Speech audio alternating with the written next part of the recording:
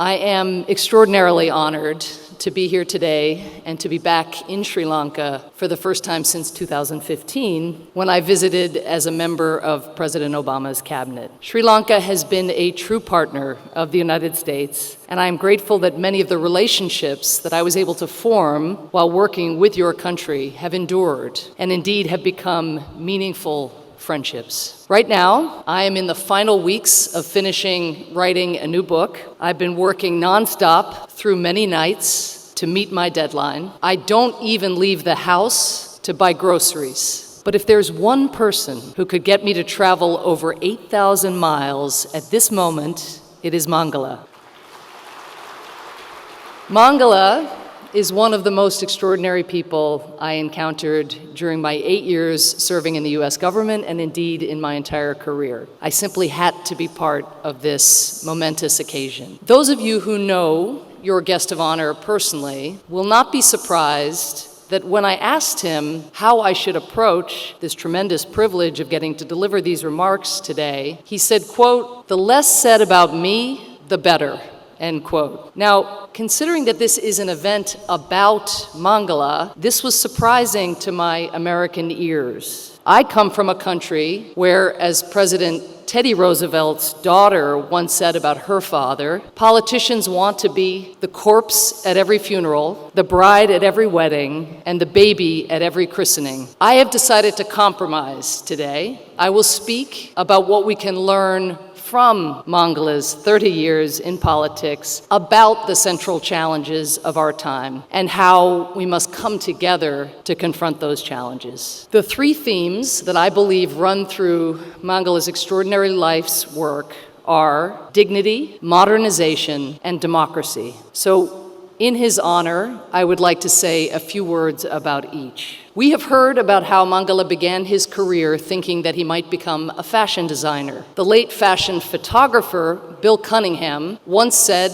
quote, "Fashion is the armor to survive everyday life." Well, Mangala seems to have concluded from quite an early age that the most meaningful way to spend one's days is to use one's influence to help people, and specifically to help people to not only survive daily life, to not only have that armor to survive daily life, but to help ensure that those people are able to build lives of dignity. His inspiration to get involved in politics, as you've heard, came in the late 1980s, when the government was suppressing the Marxist youth insurrection in the South, and dead bodies were being hung on lampposts in his hometown. The son of a remarkably enlightened, trailblazing mother and a pioneering human rights lawyer father, Mangala thought to himself, maybe I can make a difference. Maybe I can make a difference. Mangala, rest assured, you have made one hell of a difference. And you are only getting started. When I asked his colleagues and his peers about his lifetime of service, the word that I kept hearing over and over again was dignity. Dignity, dignity, dignity. The belief that every individual is worthy of respect. The word, of course, comes from the Latin dignitas, or worthiness. The pursuit and the promotion of individual dignity seems to be the animating principle in Mangala's career. When I think of dignity, what springs to mind is the last civil rights protest that Martin Luther King Jr. was involved in before he was gunned down. It was in Memphis, Tennessee, in 1968, when sanitation workers decided to go on strike to protest their poor pay and to protest the crushing to death of two workers in garbage compactors. The striking workers carried signs that you might remember even here in Sri Lanka. The signs said simply, "I am a man. I am a man." When I think of dignity, I think of Beijing in June 1989, and a slight man in gray slacks and a white shirt, carrying two shopping bags, who decided to confront one of the hundreds of tanks that were mowing down student protesters in Tiananmen Square. This Chinese man, seemingly on his way home from the supermarket, whom we have not seen since, standing before the turret of that tank, embodied the assertion of dignity. I think of December 2010, and a Tunisian fruit seller named Mohamed Bouazizi, who was so worn down by the humiliation and the corruption that he endured every day that he decided to set himself on fire in protest, sparking the uprisings that would cascade across the Middle East and North Africa, becoming the Arab Spring. And when I think of dignity, I think of the mothers that I have met here in your country who clutch the weathered, faded photographs of their missing sons and daughters, begging people to hear their cries. Or the heads of household here who, needing money to feed their families after the war, relied on microlenders for small loans, microlenders who extorted them, charging spiraling interest that these families would never be able to pay back, an assault on their dignity. Respecting human dignity means not patronizing those who are less fortunate, those who are vulnerable, but listening to them, hearing the reality of their lived experience, making sure that nobody in our societies is invisible.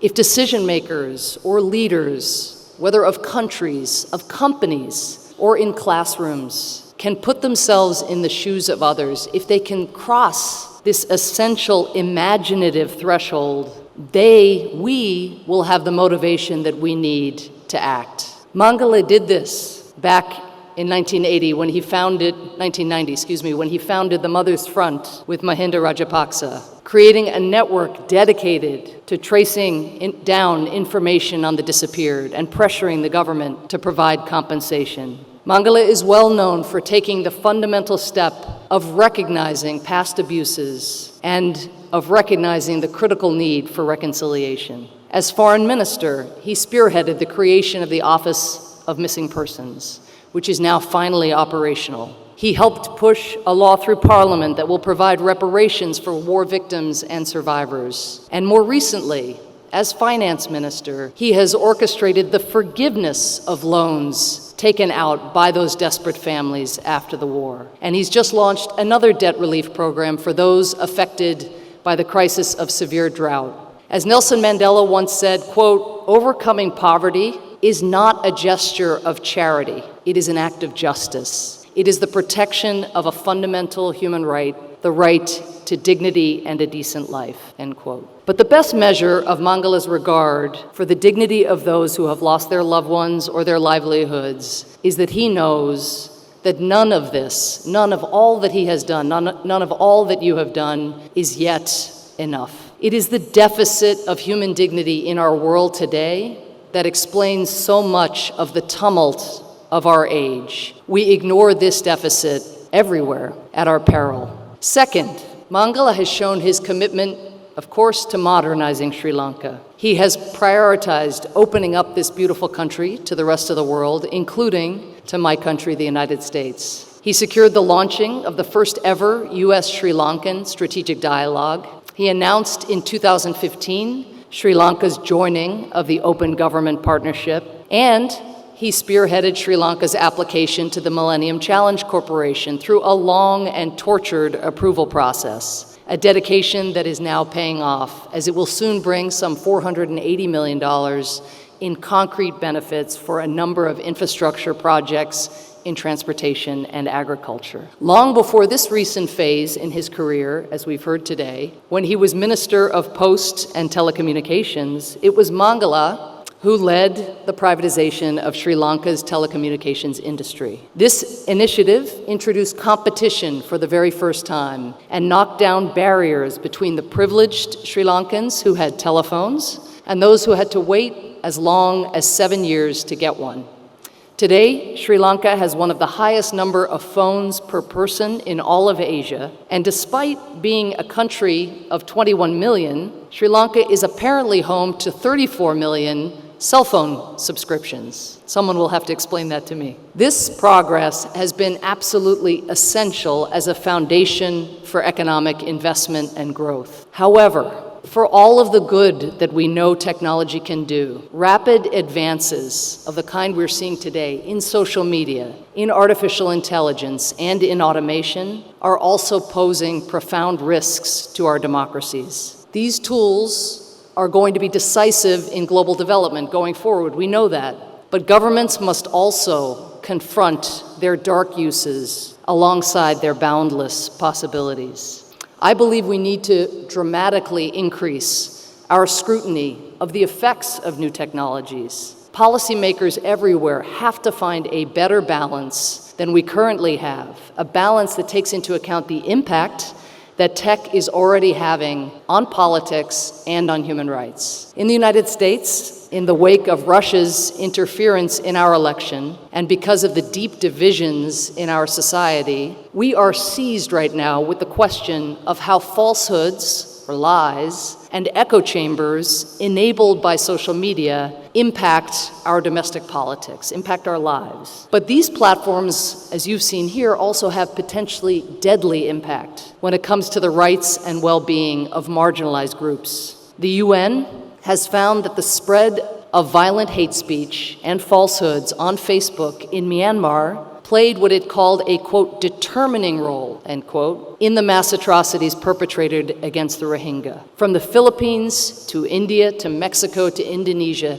technology that barely existed 15 years ago is being used to scapegoat vulnerable populations, to exacerbate social cleavages to the point of violence, and to empower the most extreme voices. This is dangerous. Last year here in Sri Lanka, after hate speech and conspiracy theories about Muslims disseminated on social media helped lead to violence and destruction, one of President Sirasina's advisors made a profound observation that I think the entire world must heed. As he put it, quote, "The germs are ours, but Facebook is the wind," end quote. The germs are ours, but Facebook is the wind. Mangala himself was one of the first political leaders to take to Twitter during the crisis to condemn the viciousness, sending a clear message of zero tolerance to politicians and others who incited racial violence.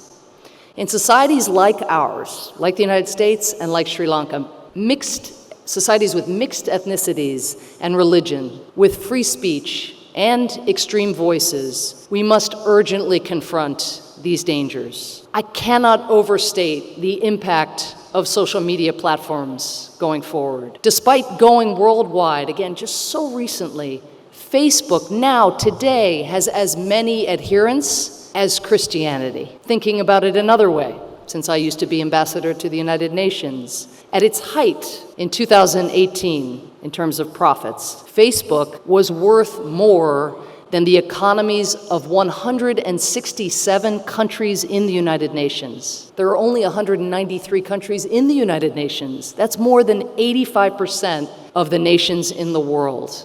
Here in Sri Lanka, apparently, some 6 million people regularly use Facebook. This is surely going to grow as mobile technology becomes cheaper and more widespread. Asia, as we know, is already the company's fastest growing market. And when you include the total percentage of people who also use WhatsApp, YouTube, Twitter, and even newer platforms, you are talking about a significant portion of the population. When it comes to companies like Facebook, Twitter, and Google, which failed for too long to grapple with the dangerous uses and effects of their products, it does now finally seem that they are seized with the abuses that their platforms have helped enable. Excellent investigative journalism, public outrage, and the threat of regulatory oversight have helped. But these companies need to prioritize contributing to the health of democracy as a goal, right alongside making yet more money.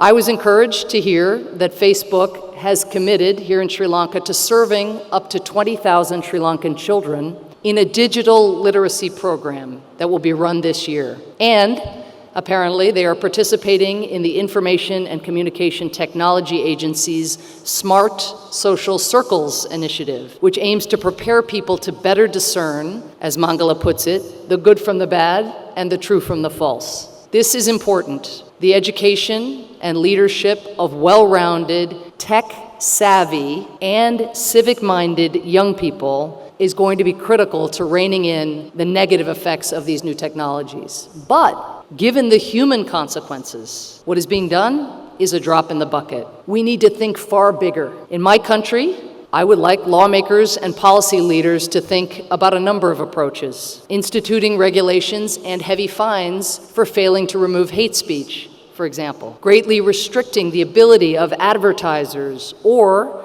nation-states disguised as advertisers to micro-target users with messages designed to mislead and enrage. Rethinking the type of anonymity afforded to users of these technologies so as to cut down on the spreading of lies with impunity. And probing seriously whether some of these enormous tech monopolies that could have their own seat on the Security Council, they're so big, have become so dangerously large and, in their way, so dangerous to open society that they need actually to be broken up. Governments like yours have an essential role to play. You are going to have to insist that Facebook uphold its so-called community standards for all of Sri Lanka's national languages, or that those companies will face serious repercussions. It is deeply problematic that Facebook has not invested more here in equipping itself to monitor posts in languages like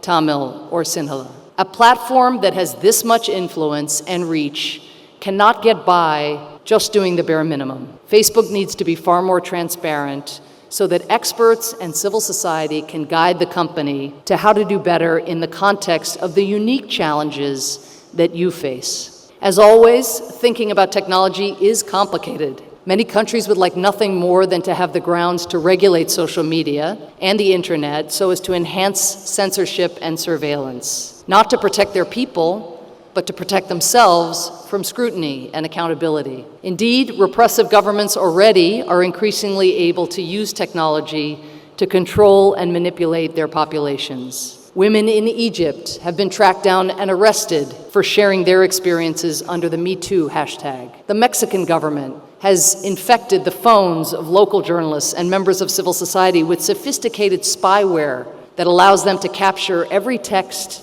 and conversation. Turkey, a member of NATO, currently blocks access to 100,000 websites.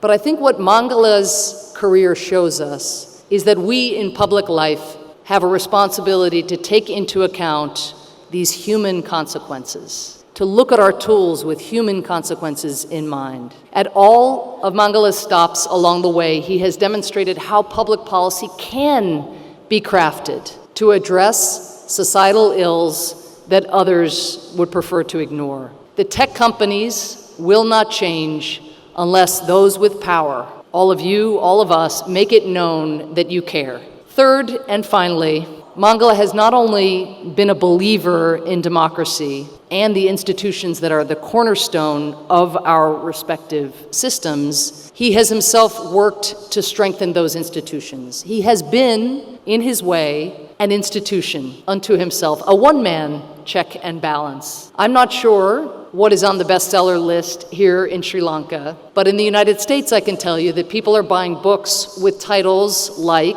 1984 by George Orwell, How Democracies Die, How Democracies End, The People versus Democracy, Can It Happen Here? Authoritarianism in the US, which actually my husband edited, Fascism, A Warning, by our former Secretary of State, Madeleine Albright. These books and the feeling that democracy, this value that Mangala has stood for his entire career, that democracy is in retreat. These books do not come from nowhere. This book taste that we've acquired does not come from nowhere. It is moored, this taste, in some disturbing trends. 13 straight years of freedom's decline around the world, according to Freedom House, which has documented that, in fact, it is in consolidated democracies where the worst setbacks are showing up. Overall, 68 countries suffered net declines in freedom in 2018. This is on measures like individual rights, freedom of expression and belief, and the rule of law. Instead of rule of law, the Carnegie Endowment for International Peace has documented how more than 70 governments in the last 10 years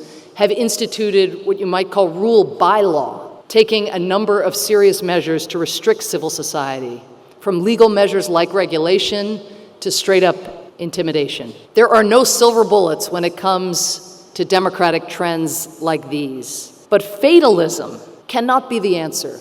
But unfortunately, right now, a confidence gap seems to have overtaken large parts of our world. You see authoritarians kind of strutting around, even though their model rests on very fragile foundations. Democratic leaders, meanwhile, in many cases, seem to be running for cover. When I graduated from university in 1992, a book about the global triumph of liberalism, Francis Fukuyama's The End of History and the Last Man, had spent a month on the bestseller list. Its thesis, as many of you remember, was, quote, that there is a common evolutionary pattern for all human societies in the direction of liberal democracy, end quote. That was the thesis. People loved it. They went crazy for it. They embraced it.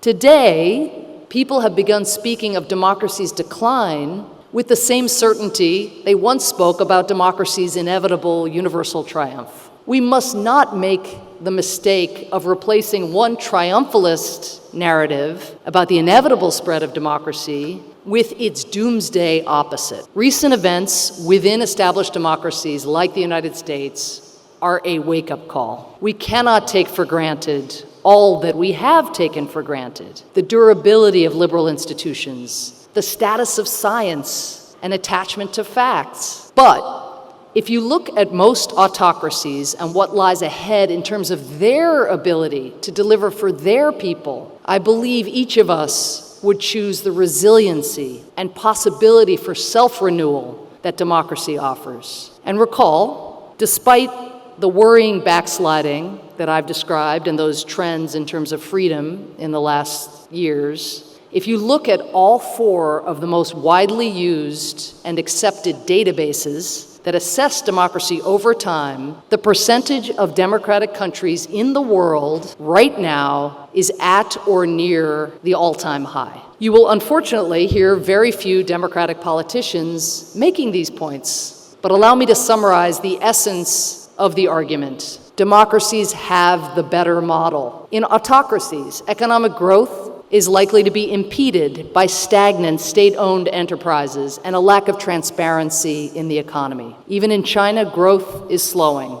and one wonders how secure investors will feel over time with the arrest of expatriates and the absence of due process and property rights. Autocrats often overreach because they don't hear from critical voices in their inner circles, and they often prefer, let's face it, the company of sycophants. If you or I worked for a strong man, would we be eager to be the bearer of bad news to our bosses? That's an impediment to democratic progress. In the military, the most capable officers in autocracies may be less likely to rise than the most loyal. When you have no term limits or put in place a president for life, it can breed decay. While innovation is flourishing in some sectors within certain autocratic or authoritarian societies, we have reason to question whether innovation will be undermined in the long term by the absence of freedom of speech and the presence of fear. And finally, one of the biggest factors explaining the appeal of illiberal or populist leaders is inequality and the feeling of many that they are being left behind, the dignity deficit, a trend that will increase, we know, across the world with growing automation. But there is no reason to expect that autocratic or authoritarian systems that concentrate power at the very top will more equitably distribute benefits than liberal democracies. I do not mean to understate the challenges of maintaining truly democratic societies. My country and your country are facing turbulent times. The last time I was here, I would never have guessed that an American president would attack the judiciary, the press, women, minorities, diplomats, intelligence professionals, law enforcement officers, and many of our closest allies. You didn't hear me give that speech. I didn't expect that. In the United States, many of the ills that we face, the intense inequality, the big money in politics, gerrymandering, restrictions on voting rights, corruption, polarization, racism, and exclusion. These issues have raised serious questions among Americans about how functional our democracy is in the 21st century. Sri Lanka has recently experienced its own political crisis, which raised alarm bells all around the world. But critically, while our respective institutions have bent, they are not breaking in the United States, and they are not breaking in Sri Lanka. In the United States, journalists have done an extraordinary job investigating corruption and calling attention to the abuses of power. In a number of cases, dogged reporting has led to resignations and exposed terrible wrongs. After doing almost no oversight for 2 years, our Congress has just been reinvigorated. There are more than 100 women in the House of Representatives for the first time in American history. More young people and women and minorities are running for office than ever before. And our state and local governments have taken a stand on many pressing issues, from climate change to immigration to voting rights, issues that the federal government is failing to address with any seriousness. Here in Sri Lanka, you all are the experts, but during your constitutional crisis, your citizens made themselves heard, with many of them speaking not for parties, not for particular personalities, but in defense of your hard-earned democracy. Your streets were home to the country's first ever spontaneous popular protest, not initiated by any particular political party. Proving, by the way, U.S. Supreme Court Justice Louis Brandeis's great wisdom that, quote, the most important political office is not that of president, but that of private citizen, end quote. One woman here who participated in a protest commented, quote, as a mother, as a grandmother, I want to see democracy restored. I'm not against any person or any party, but I am a citizen of Sri Lanka, end quote.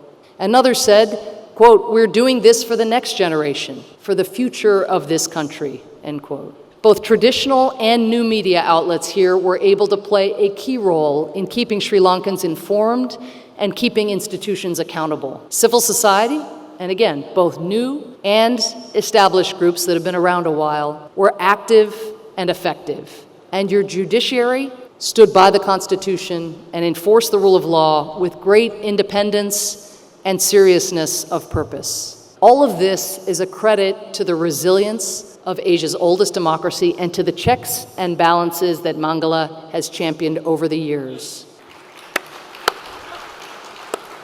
I hope that for both of our countries, the response to the challenges that we are facing will end up affirming the enduring strength of democratic institutions and the necessity of democratic accountability. Your hope, Mangala, that Sri Lankans, quote, create a civilized society where humanity and decency flourish and the rule of law is respected, end quote, is what I hope for both of our countries. And I look forward to the continued friendship between our two nations as we work to make that happen. Allow me to conclude with a little history. Around a century ago, German sociologist and economist Max Weber was invited by a liberal student association at the University of Munich in Germany to deliver a series of lectures. Now, picture the scene. Germany had surrendered in the First World War not long before Weber delivered one of his lectures, which he titled Politics as a Vocation. And he delivered this lecture on January 28th, 1919, so almost 100 years ago. The utter destruction wrought by the First World War, the human destruction, the physical destruction, the moral destruction was unprecedented in its scale. It was not a time of confidence in the capacity of politics to be a force for human progress. It was surely one of the more difficult times and places in which to make the case for politics as a vocation. Yet, against that backdrop, Max Weber set out trying to answer, in his words, quote, what kind of a human being one must be to grasp the spokes of the wheel of history, end quote. What kind of person do you have to be? Weber laid out 3 independent qualities, each of which he considered indispensable to the vocation of politics. Those 3 qualities were proportion, responsibility, and passion. Proportion, in Weber's view, was about maintaining the appropriate distance from a policy decision in order to be able to analyze it rigorously and objectively, and to bring a necessary degree of humility to one's ability to shape the world. Responsibility involved remembering to think through the likely consequences of proposed actions and interventions, regardless of how well-meaning or logical the motivations behind them. Passion was what Weber defined as a kind of inner gravity, the driving force behind one's convictions. At the end of his lecture to the students at the University of Munich, Weber declared the following: "Our entire historical experience confirms that what is possible could never have been achieved unless people had tried again and again to achieve the impossible in this world. The only man who has a vocation for politics is one who is certain that his spirit will not be broken if the world proves too stupid or base to accept what he wishes to offer it, and who, when faced with all that stubbornness and resistance, can still say, nevertheless, despite everything." That's Weber. We are not coming out of a harrowing world war, but Lord knows Sri Lanka suffered a brutal 26-year civil war that ended so very recently, just a decade ago. And all of us are living in times that can test our faith in politics. And yet I am as convinced as ever that despite all of the cynicism out there, our strength will rest where it always has, in those individuals willing to serve and the convictions that they bring to the human endeavor of politics. Individuals who see the flawed world as it is, but who are willing to say, nevertheless, and strive to build a better world. Mangala is one of those individuals, and I join you today and all days in thanking him for his 30 years of service. We all know that the best is yet to come. Thank you so much.